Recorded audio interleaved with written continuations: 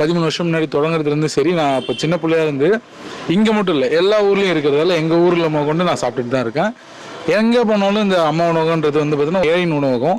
ஏன்னா இது வந்து அவங்க கொண்டு வந்த மிக ஒரு அருமையான திட்டம். இது எல்லாருமே வந்து இப்போ ஊர்லேருந்து வரவங்களா இருந்தாலும் சரி, எங்கேருந்து நான் வந்து சென்னைக்கு வந்து இப்போ இத்தனை வருஷம் 5 வருஷம் மேலே ஆகுது. இருந்தாலும் நாங்கள் வந்து இங்கே சாப்பிட்றது எல்லாமே போகிறது வந்து பார்த்தீங்கன்னா அம்மா உணவகம் சாப்பிடுவோம், வெளியே எல்லா இடத்துலையும் சாப்பிடுவோம். ஒரு 10 ரூபாவில் ஒரு நாளை முடிக்க முடியும்னா அது அம்மா உணவகத்தான் மட்டும்தான் முடியும்.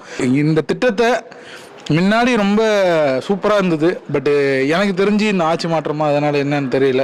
இன்னும் கொஞ்சம் டெவலப் பண்ணால் நல்லாயிருக்கும். ஏன்னா நீங்கள் பார்க்குறீங்க இதில் இன்னும் கொஞ்சம் கொண்டு வரலாம். இது நிறைய அரசியல் இருக்கும். பட் இருந்தாலும் நான் என்ன சொல்கிறேன், இது அரசியலாக பார்க்காதீங்க, பொதுமக்கள் என்னோட ஒரு கோரிக்கையாக பாருங்கள். ஒன்றும் இல்லை, ரோட்டோரமாக இருக்கார் அன்றைக்கி ஒருத்தர், நான் பார்த்து ஒரு 5 ரூபா கொடுத்து ஆனால் சாப்பிடுறேன்னு, அந்த 5 ரூபா கொடுத்தோன்னே அவர் மனசு அப்படி தோணல, அம்மா உணவு இருக்குது அங்கே போய் சாப்பிட்லாம், இந்த எண்ணம் எல்லா மனசுலையும் இருக்கும். அந்த 5 ரூபாவில் கூட என்னோட ஒரு வேலையை முடிக்கலாம்னு நினைப்பேன்.